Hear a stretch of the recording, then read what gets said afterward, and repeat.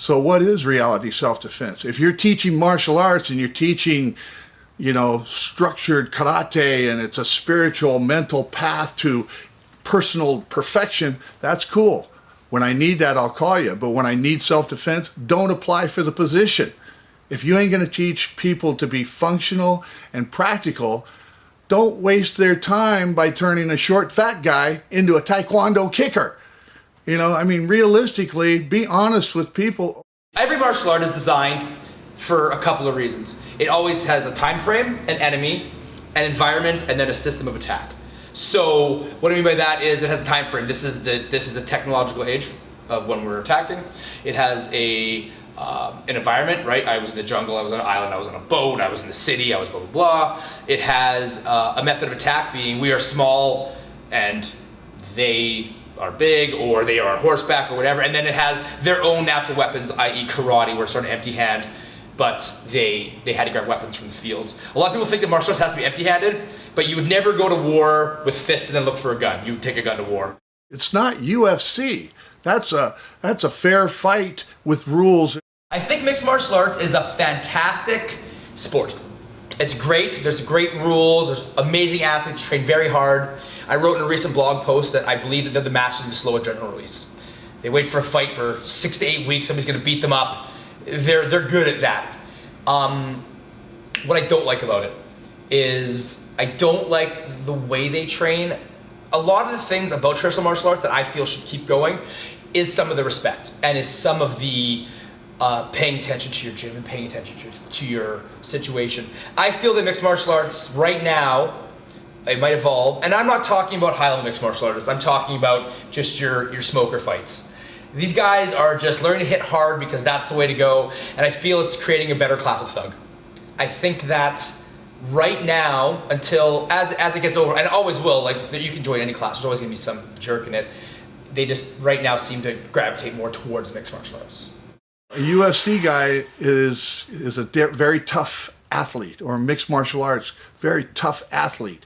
But the reality of it is a tough athlete zooms in on me, I'm going to distance off from him and using improvised weapons to neutralize it. Hey, goal is I don't want to fight. You want to fight? Go fight with somebody else in your cage.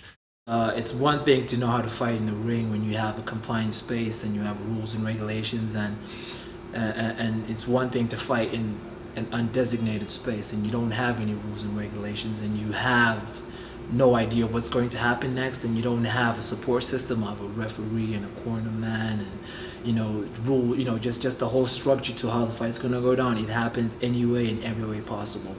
Self-defense and fighting in general are two totally different terms. Self-defense is defending oneself against aggression, and fighting is two people consensually going into combat. So if I'm attacked by a guy on the street, he pushes me, and I can escape, that's self-defense. If I automatically push back and then go into my awesome Thai boxing, then that's a fight. That's where martial arts becomes misinterpreted. We all think karate, kung fu, jiu-jitsu, that it's all one and the same. No, it's not. You're not even close. Traditional martial arts fit directly into reality-based self-defense. The movements are good, the stances are solid, everything in it is key.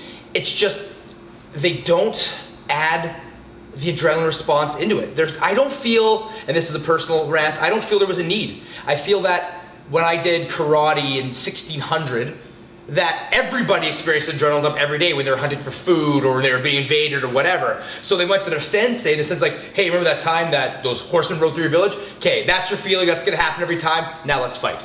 If we wanted to teach them stylized stuff, that would go into the realm of dance. I think that if we want to be able to have our students doing stuff out in the real world, you have to put them out there and take examples from there to teach them. I love traditional martial arts. Everything is there, but it's been transcended from karate jitsu to karate do, the spiritual path of development. And that's fine. But first, before we can develop the spirit, we have to make sure that the individual's strong psychologically, mentally, emotionally, and physically. Then we can balance them out from there. The influence of military martial arts is a great marketing system. I feel it's awesome, but they have a totally different set of rules of engagement. If you were to teach a military system to a police officer could get written up a lot.